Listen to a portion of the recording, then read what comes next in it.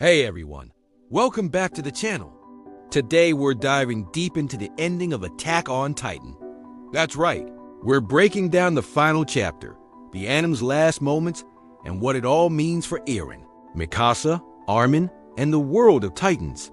So, if you haven't finished the series yet, throughout the series, Eren Yeager goes from being this passionate, almost reckless kid who just wants to destroy all Titans, to becoming the most controversial character in the entire show.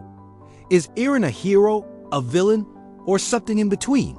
He's fighting for his people, but he's also committing genocide. The show doesn't give us easy answers, and that's part of what makes it so powerful. He's the one who negotiates peace with the rest of the world. That's been Eren's goal from the start, right?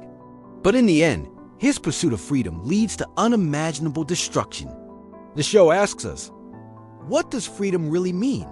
Is it worth sacrificing everything for? Or is it something that can only exist if we're willing to compromise and understand each other? Trying to build a future where Eldians and the rest of humanity can coexist.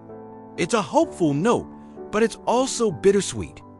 The soundtrack, especially that haunting piano theme, just hits you right in the feels. It's about how people can be both heroes and monsters, sometimes at the same time. And it's about the hope that, even after the darkest times, we can find a way to move forward. Every frame is packed with emotion, and you can really feel the weight of everything the characters have been through. It's a callback to the very first episode, where Eren dreams of something beyond the walls. The tree becomes a symbol of hope, growth, and the possibility of a new beginning. The world keeps turning, and new conflicts will always arise. But maybe, just maybe, the sacrifices of Eren, Mikasa, Armin, and everyone else will inspire future generations to choose a different path. Thanks to Eren's sacrifice and the power of Ymir being broken, but the scars of war remain. The bird that flies over Mikasa at Eren's grave is a powerful image. Throughout the series, birds have represented freedom, something Eren always longed for. Personally, I think it's a fitting conclusion to an epic story. It is not perfect, no ending ever. Are you still processing everything that happened? Thanks for watching, and I'll see you in the next one. Until then, stay free and keep fighting for what you believe in. Drop your thoughts in the comments below, and let's talk about it. But it stays true to the themes and characters we've followed for so long. It's tragic, it's beautiful, and it leaves us with a lot to think about. In the end, the bird seems to be Eren's spirit, finally free from the burdens he carried. It's a subtle, beautiful way to close the story.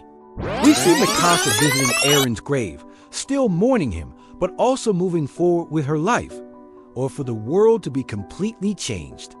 Others felt like the story was too dark, or that the characters deserved a happier ending. But I think that's what makes Attack on Titan so special. It doesn't give us easy answers.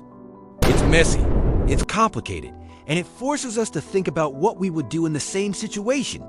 Armin and the others are working to build a better world, but it's clear that the struggle isn't over.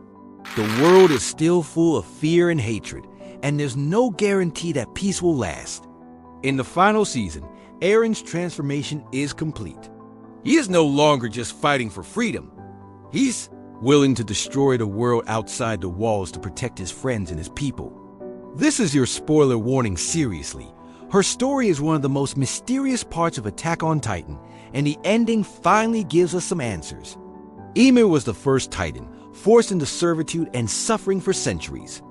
In the end, it is Mikasa's act of love, choosing to let go of Eren, that frees Ymir from her own chains.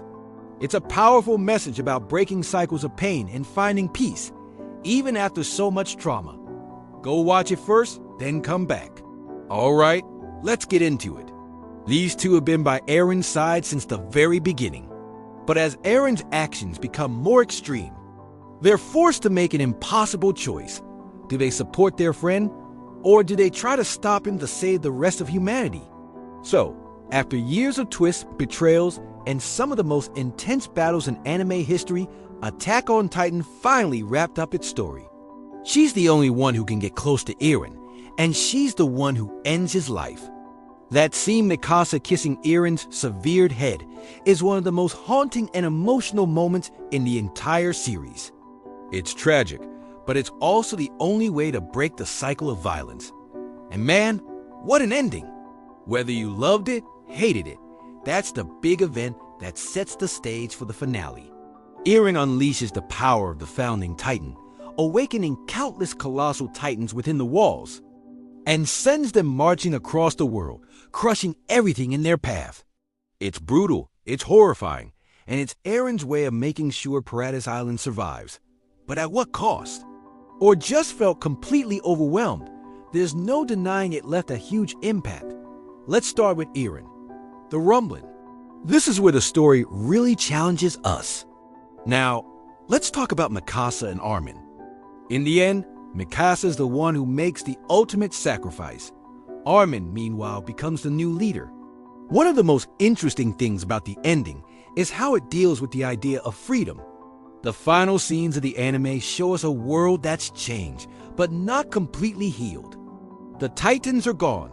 Let's talk about Ymir for a second. Now, I know a lot of fans had mixed feelings about the ending. Some people wanted Eren to survive. Let's not forget the visuals and music in those final episodes. The animation is absolutely stunning, with Mappa pulling out all the stops. So, what's the legacy of Attack on Titan? It's a story about war, freedom, and the cost of hatred. If you look at the very last scenes, there's a sense of hope, but also a warning. Before we wrap up, let's talk about some of the symbolism in the ending. And then there's the final shot, showing the tree where Eren is buried. So, what do I think of the ending? Alright, that's it for our Attack on Titan final ending breakdown. I want to hear what you think. Did you love the ending? Hate it? If you enjoyed this video, don't forget to like, subscribe, and hit that bell for more anime breakdowns and discussions.